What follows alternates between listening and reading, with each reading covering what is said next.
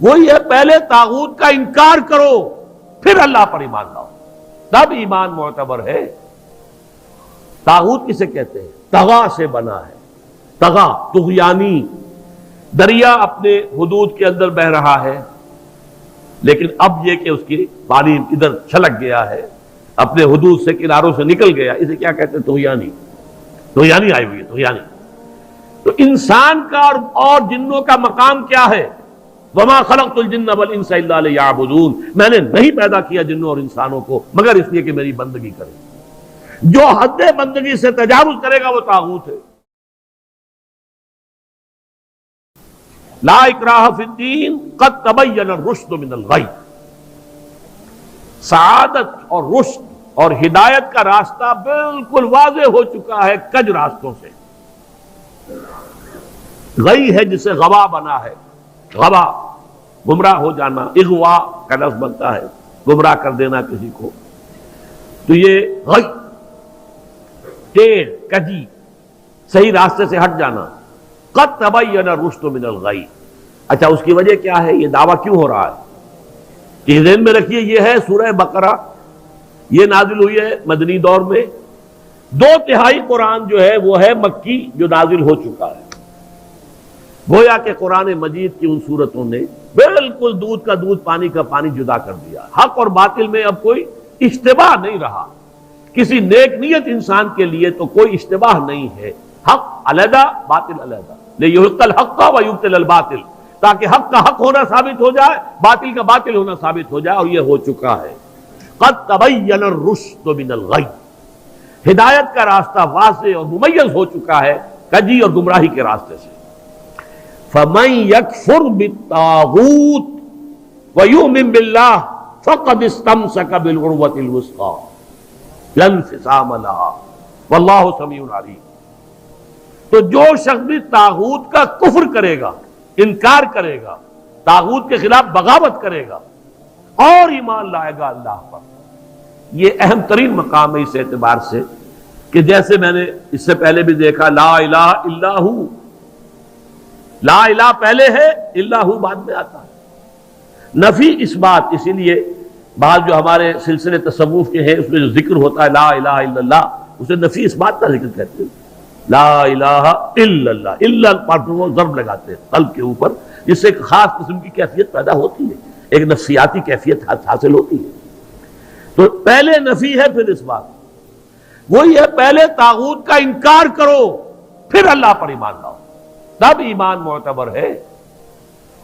طاغوت کسے کہتے ہیں؟ طغا سے بنا ہے، طغا طغیانی، دریا اپنے حدود کے اندر بہ رہا ہے لیکن اب یہ کہ اس کی پانی ادھر چھلک گیا ہے، اپنے حدود سے کناروں سے نکل گیا، اسے کیا کہتے ہیں؟ طغیانی، طغیانی آئی ہوئی ہے، طغیانی۔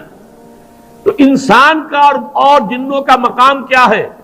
وما خلقت الجن والانس الا لیعبدون، میں نے نہیں پیدا کیا جنوں اور انسانوں کو مگر اس لیے کہ میری بندگی کریں۔ جو حد بندگی سے تجاوز کرے گا وہ طاغوت ہے، چاہے وہ ایک فرد ہو، کوئی ادارہ ہو، کوئی ریاست ہو۔ میں نے یہ 3 چیزیں گن دی ہیں۔ انفرادی حیثیت سے میں اپنے حد بندگی سے تجاوز کرتا ہوں، اگر زندگی آمد برائے بندگی، زندگی بے بندگی شرمندگی، اگر میں حد بندگی سے تجاوز کر گیا تو میں طاغوت ہوں۔ کوئی ادارہ آپ نے بنایا ایسا جس میں لمیٹیشن نہیں ہے اللہ کے احکام کی، بلکہ اس کے اندر آپ نے اپنی اتھارٹی جو ہے وہ بڑی مطلق رکھی ہوئی ہے، طاغوت ہے۔ ریاست آپ نے قائم کی، حاکمیت عوام کے لیے یا حاکمیت کسی ایک خاندان کے لیے، وہی طاغوت ہے۔ اس کی نفی، اس کا انکار، اس کے خلاف بغاوت کر کے ایمان لاؤ گے تو ایمان معتبر ہے۔ اور اگر طاغوت سے دوستی بھی چل رہی ہے، طاغوت کی چاکری بھی ہو رہی ہے، طاغوت کے ساتھ تعاون، حال یہ ہے کہ حضور فرماتے ہیں من مشى مع فاسق ليقويه فقد اعان على هدم الاسلام، جو شخص کسی فاسق و فاجر انسان کے ساتھ چلے اسے تقویت پہنچانے کے لیے، اس نے اسلام کی عمارت کو جڑوں سے کھودنے میں مدد کی، منہدم کرنے میں مدد کی۔ من مشا صرف چلنا، آپ کسی کے ساتھ چلتے ہیں تاکہ تقویت اسے ہو جائے، لوگوں کو معلوم یہ بھی ان کے ساتھ ہے، من مشا مع فاسق، فاسق کافر بھی نہیں، فاسق لیقویہ، تاکہ اسے تقویت پہنچائیں، فقد اعان علی حدم الاسلام، اسلام کی عمارت کو جڑوں سے کھود کر گرانے میں مدد کی۔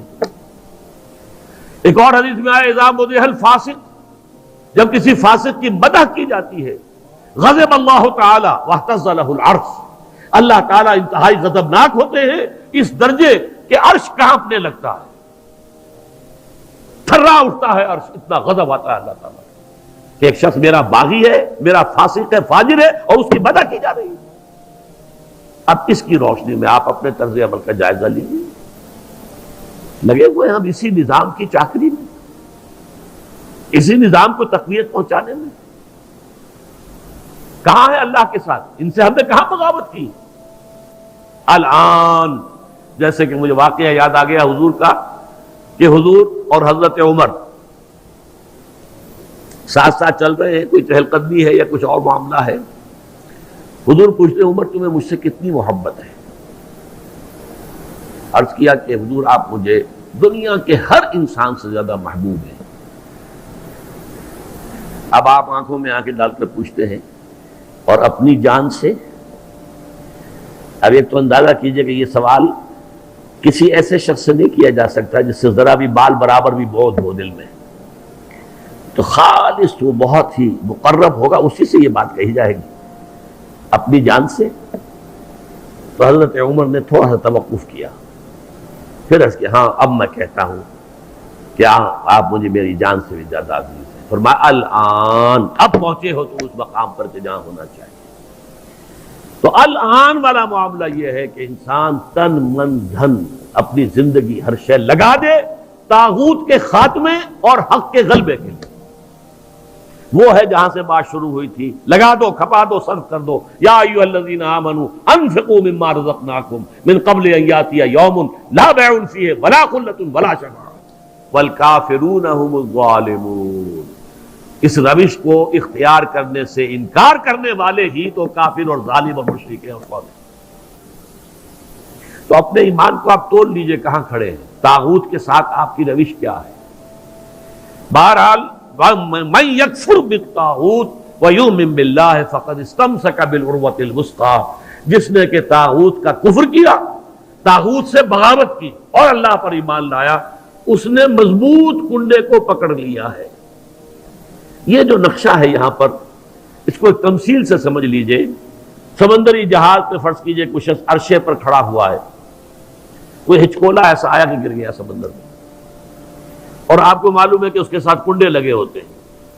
اگر کوئی کنڈا اس کے ہاتھ میں آ جائے، فرض کیجئے تیرنا ویرنا نہیں جانتا غریب، کنڈا ہاتھ میں اگر آ گیا تو وہ کنڈا کبھی نہیں چھوڑے گا وہ، اس لیے کہ اس کنڈے کے ساتھ اس کی جان وابستہ ہے۔